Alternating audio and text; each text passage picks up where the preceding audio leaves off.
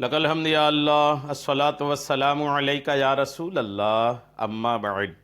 سلسلہ ہے تذکرہ اسلاف کا۔ اس مبارک سلسلے میں ہم اپنے اسلاف کا ذکر خیر، ان کے یوم ولادت اور عرس کی تاریخوں پر کرنے کی سعادتیں حاصل کرتے ہیں۔ یوں ہم اپنے اکابرین کی بارگاہ میں عقیدت کے نذرانے پیش کرتے ہیں۔ آج جس عظیم الشان شخصیت کا ہم ذکر خیر کرنے جا رہے ہیں وہ ہیں امام السالکین، شاگرد اعلیٰ حضرت علامہ ابو الفیض سید قلندر علی شاہ سہروردی رحمۃ اللہ تعالی علیہ۔ آج آپ کا ذکر خیر ہم اس مناسبت سے کرنے جا رہے ہیں کہ 27 صفر المظفر 1377 ہجری کو حضرت کا وصال ہوا تھا۔ صفر کی 27 تاریخ کی مناسبت سے، صفر کا مہینہ ہے، 27 تاریخ ہے، ہم عقیدت کے نذرانے پیش کر رہے ہیں بارگاہ ابو الفیض میں۔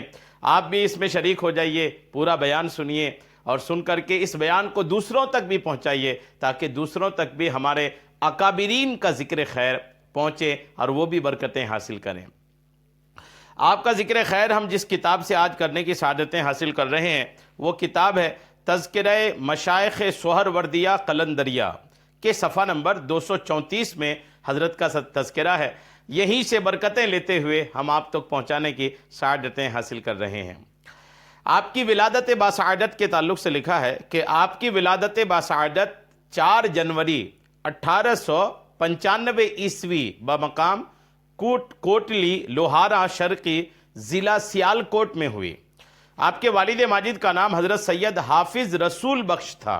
آپ کے دادا محترم حضرت مولانا سید جمال الدین صاحب قادری رحمۃ اللہ علیہ کو ایک مجذوب فقیر روشن ضمیر حضرت سمندر شاہ صاحب قندھاری رحمۃ اللہ علیہ مقیم رتووال سیدہ نے آپ کی پیدائش سے بیشتر ہی پیشین گوئی فرمائی کہ اس سال رب العزت آپ کو ایک بلند ستارہ پوتا عطا فرمانے والا ہے، اس کا نام قلندر علی رکھنا۔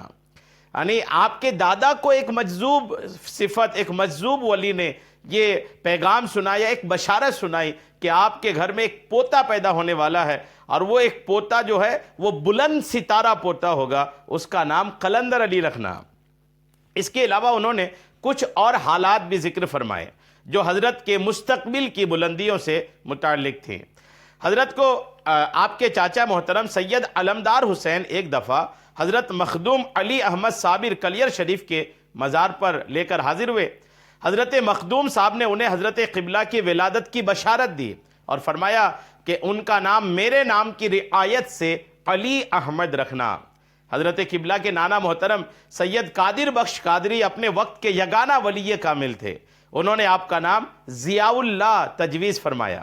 چنانچہ خاندان کے جملہ افراد نے حضرت سمندر شاہ صاحب قندھاری رحمۃ اللہ علیہ کے تجویز کردہ نام پر متفق ہو کر آپ کا نام قلندر علی رکھا۔ غور کیجئے کہ جن کی پیدائش سے پہلے ہی اتنی برکتیں تھیں، بڑے بڑے اولیاء کرام کی بشارتیں تھیں اور پھر نام بھی اولیاء کرام نے پہلے ہی تجویز فرمایا، وہ ہیں شاگرد اعلیٰ حضرت رحمۃ اللہ تعالی علیہ۔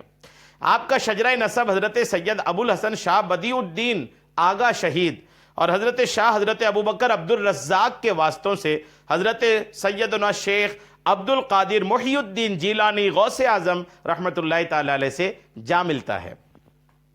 آپ کا شجرہ نسب بھی اس کتاب میں منقول ہے، جو خواہش رکھتے ہیں وہ اس کتاب کی طرف رجوع کر سکتے ہیں۔ آئیے آپ کے خاندان کے تعلق سے میں آپ کو کچھ باتیں عرض کرتا ہوں۔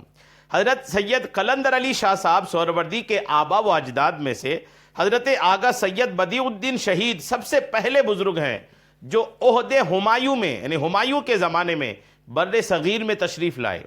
حضرت سید بدیع الدین آغا شہید شہنشاہ ہمایوں کے ساتھ اس وقت ہندوستان میں تشریف لائے جب شہنشاہ ہمایوں نے والی ایران کی مدد سے 962 ہجری میں ہندوستان پر دوبارہ حملہ کیا تھا۔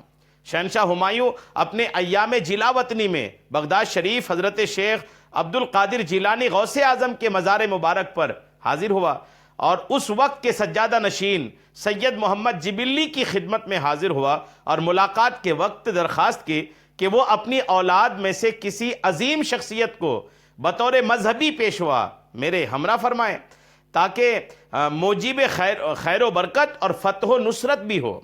چنانچہ حضرت محمد جیلی رحمۃ اللہ تعالی علیہ نے شہنشاہ کی درخواست قبول کرتے ہوئے حضرت سید بدیع الدین کو آپ کے ساتھ روانہ فرمایا۔ حضرت سید بدیع الدین رحمۃ اللہ علیہ ایک عظیم مجاہد، عالم، محدث، فقیہ اور جامع کمالات صدری و معنوی تھے۔ چنانچہ سید بدیع الدین آغا شہید چک قاضیاں ضلع مینگری میں آ کر رہائش پذیر ہو گئے۔ یہ علاقہ اس وقت تحصیل شکڑ گڑھ ضلع سیالکوٹ میں واقع ہے۔ اس وقت یہ علاقہ شہنشاہ نے اس علاقے میں آپ کو وسیع جاگیر بھی دی تھی اور آپ کو مذہبی امور، اوقاف اور عدل و انصاف اور قضاء کا محکمہ بھی سونپ دیا تھا۔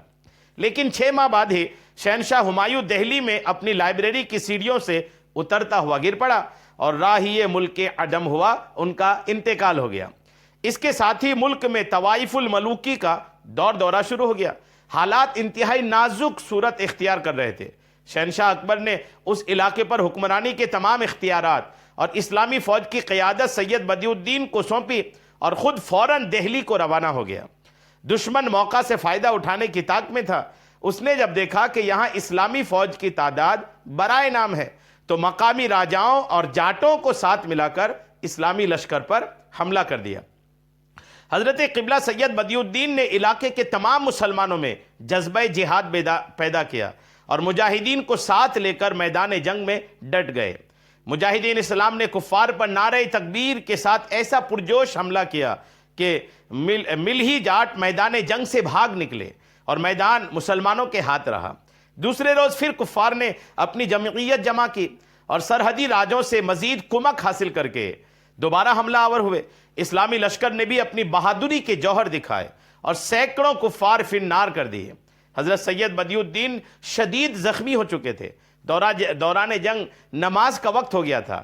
آپ نے نماز کی نیت باندھی تو ایک نے اچانک تلوار سے حملہ کر کے آپ کا سر مبارک تن سے جدا کر دیا، مگر پھر بھی تن مبارک اکیلا ہی میدان کارزار میں لڑتا رہا، جس سے کفار پر ہیبت طاری ہو گئی اور وہ میدان جنگ سے بھاگ گئے۔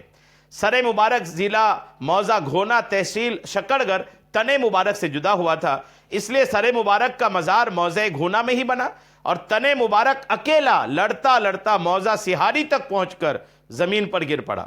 تن مبارک کا مزار موضع سہاری میں بنا جو چک قاضیاں سے 3 میل کے فاصلے پر واقع ہے۔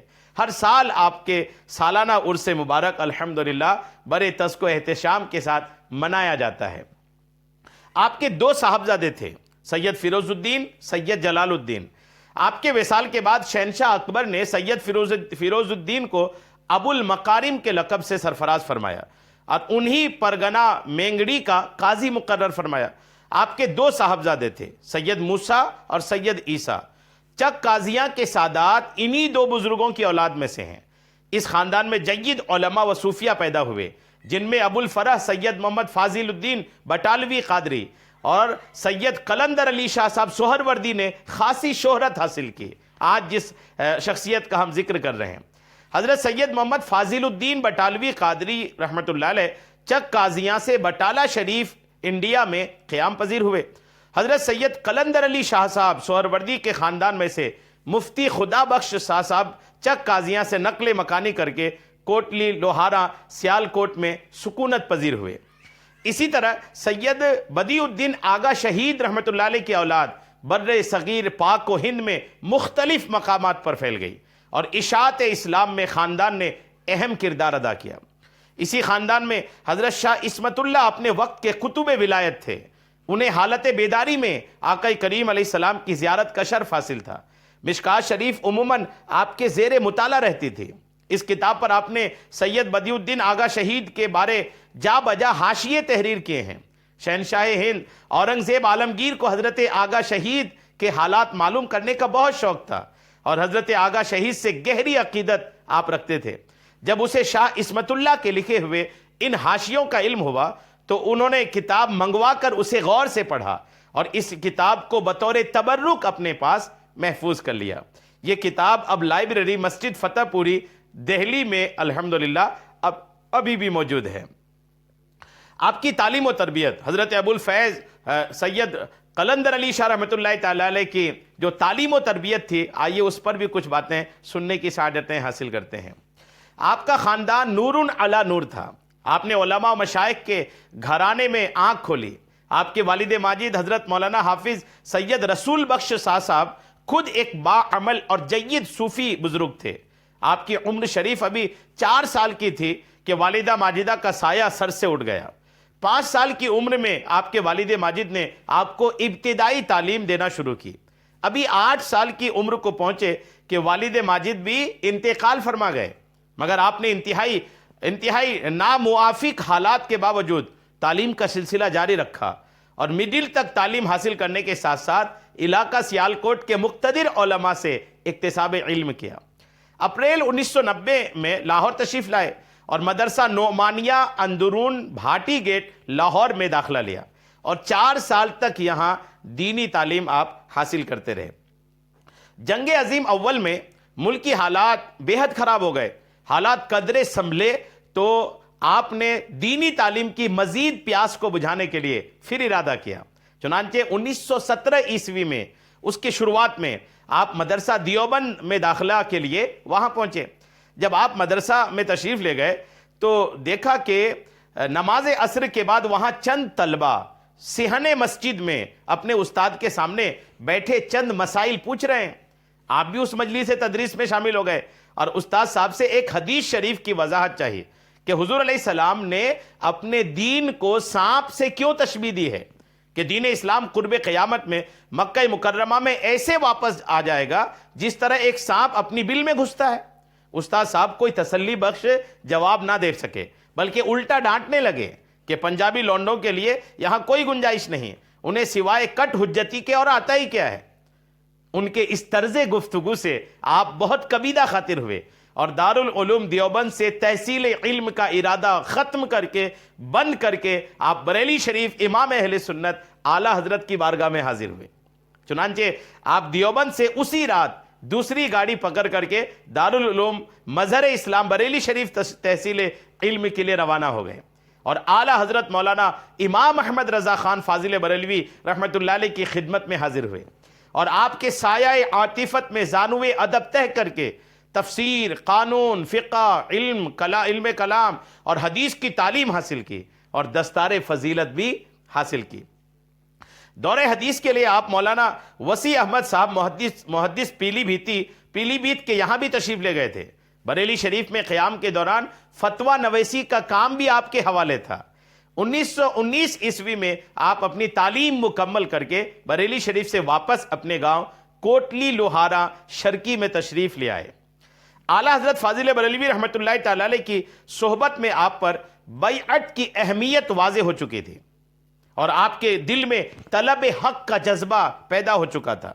چونکہ اعلیٰ حضرت امام اہل سنت مولانا شاہ امام احمد رضا خان فاضل بریلوی کے سلسلہ طریقت میں آپ کا حصہ نہیں تھا، اس لیے تلاش شیخ میں حضرت میاں شیر محمد صاحب شرک پوری رحمۃ اللہ علیہ اور حضرت خواجہ سید مہر علی شاہ گولڑوی رحمۃ اللہ تعالی علیہ کی خدمت میں حاضر ہوئے۔ دونوں بزرگوں نے فرمایا کہ تمہارا باطنی فیضان کا حصہ سہروردی بزرگ کے پاس ہے، لہٰذا ان کی تلاش کرنی چاہیے۔ چودھری محمد یوسف سہروردی اپنی کتاب اجتماع ضدین فی شان قلندر میں تحریر فرماتے ہیں کہ حضرت سید قلندر علی شاہ صاحب سہروردی فرماتے تھے کہ جب میں حضرت سید مہر علی شاہ صاحب گولڑوی کے پاس بغرض بیعت حاضر ہوا تو آپ نے فرمایا کہ یہ ساتھ والی قبر جو میرے ماموں جان کی ہے، یہاں مراقبانہ حالت میں بیٹھ کر کے آپ یہ سبق پڑھو اور جو کچھ نظر آئے اس پر عمل کرنا۔ چنانچہ حکم کے مطابق عمل کیا گیا تو حضرت بابا جی میاں غلام محمد صاحب سہروردی حیات گڑھی کی آگاہی ہوئی۔ جب حضرت خواجہ گولڑوی کو عرض کیا تو انہوں نے فرمایا کہ تمہارا حصہ انہی بزرگوں کے پاس ہے، فوراً جا کر بیعت کر لو۔ چنانچہ آپ ایک ساتھی کے ذریعے حیات گڑھ ضلع گجرات جو جلال پور جیٹا سے تھوڑے فاصلے پر ہے حضرت میاں غلام محمد صاحب سہروردی رحمۃ اللہ علیہ کی خدمت میں حاضر ہوئے۔